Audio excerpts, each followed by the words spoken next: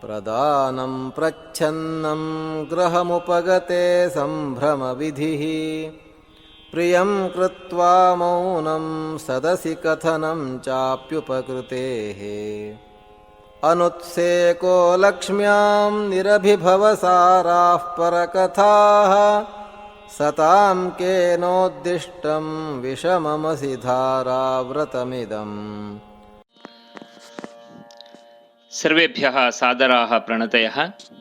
अस्य पद्यस्य पदच्छेदम् आदौ पश्यामः।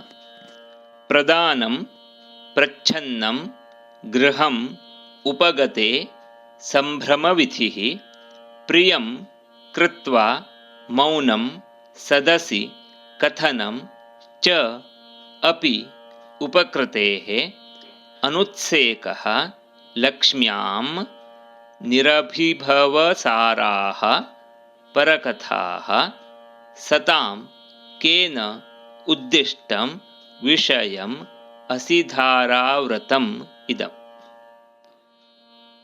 अत्र सज्जनानां गुणान् वर्णयति कविः, तेषां कार्यपद्धतिं च अत्र सः वर्णयति।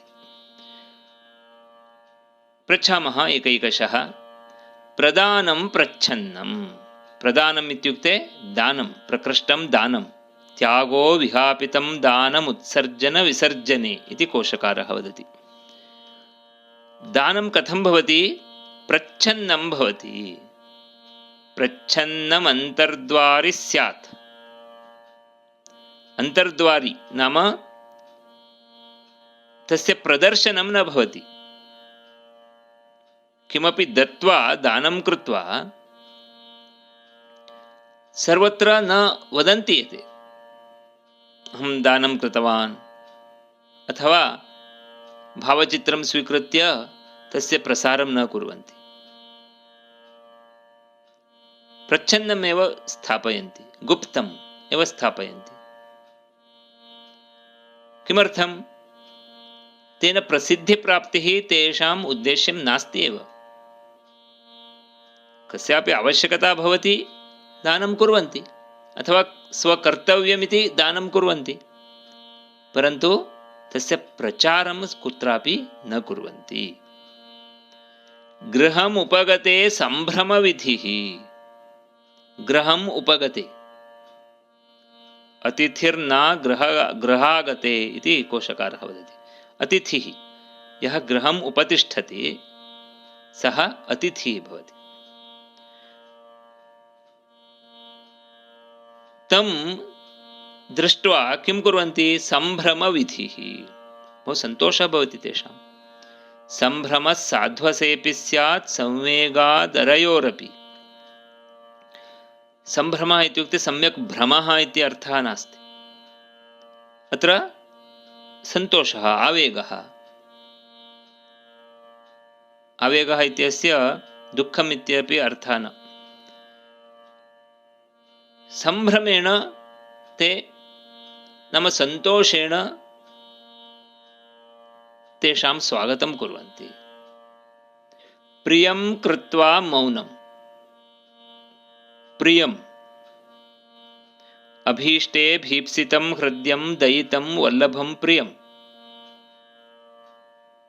ये प्रियं कुर्वन्ति, अन्येषां सौकर्याय, अन्येषाम् उपकारः नाम अन्येभ्यः उपकारं कुर्वन्ति, तत् कृत्वा मौनं तिष्ठन्ति, अथ मौनम् अभाषणम्। सर्वत्र स्वप्रशंसां कुर्वन्तः न गच्छन्ति। अहं तस्य उपकारं कृतवान् इति कुत्रापि न वदन्ति। सदसि कथनं च अपि उपकृतेः। यदि अन्यः कोऽपि उपकारं करोति, तम् उपकारं सर्वत्र प्रशंसन्ति। सदसि सभासमिति संसदः नाम यत्र जनाः सम्मिलिताः सन्ति, सर्वान् उद्दिश्य वदन्ति। एषः माम् उपकृतवान्, तेन अहम् उपकृतः अस्मि, एवमेवम् उपकारं कृतवान् इति सर्वं सर्वेषां पुरतः वदन्ति।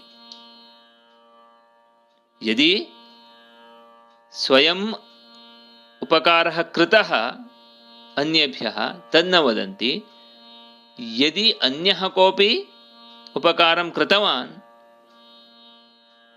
तद् वदन्ति। अनुत्सेकः लक्ष्म्यां, लक्ष्म्यां यदा लक्ष्मीः आगता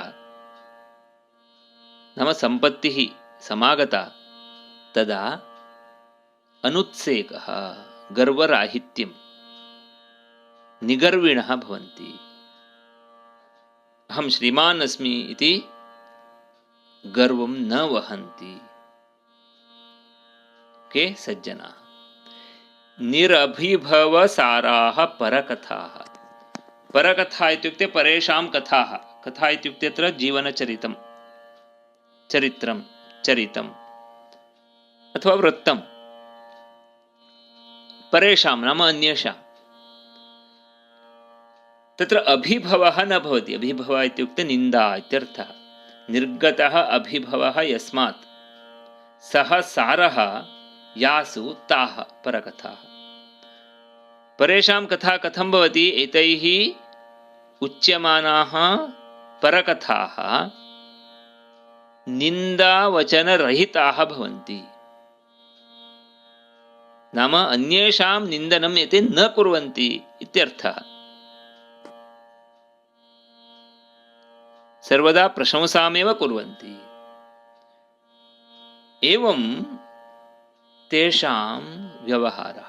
इदम् इति नपुंसकलिङ्गेन उक्तं, परन्तु सर्वमपि मिलित्वा इदं सर्वम्, एतत् सर्वम् इत्यर्थः। अत्र इदम् इति पदं सामान्ये नपुंसके प्रयुक्तम्।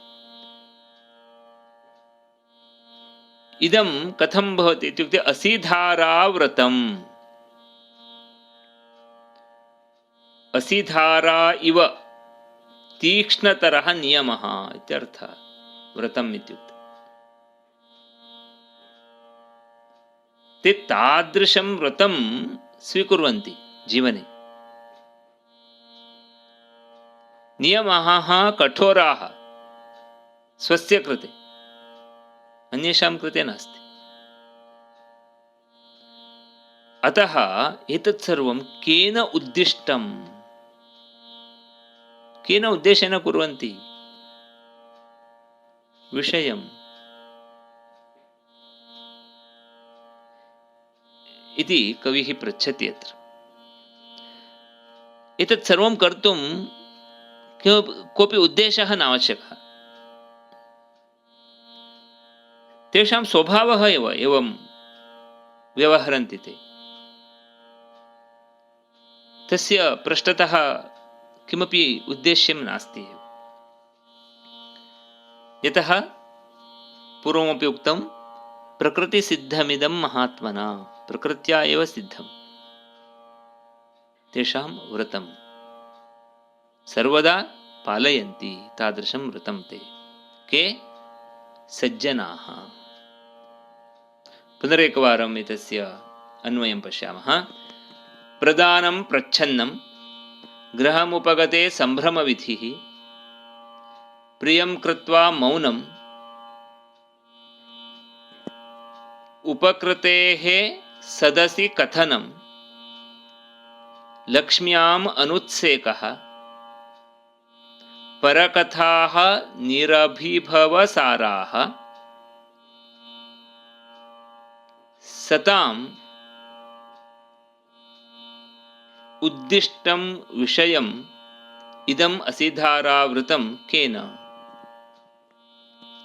अथवा सताम् इदम् असिधारावृतं विषयं केन उद्दिष्टम् इति कविः पृच्छति। शिखरिणी वृत्ते वर्तते इदं पद्यम्। एतस्य गानम् आरम्भे विदुषा डॉक्टर कृ गणपतिभट्टमहाभागेन कृतं वर्तते। अनुसन्धानकारः महाबलभट्टः, गोवा। धन्यवादः।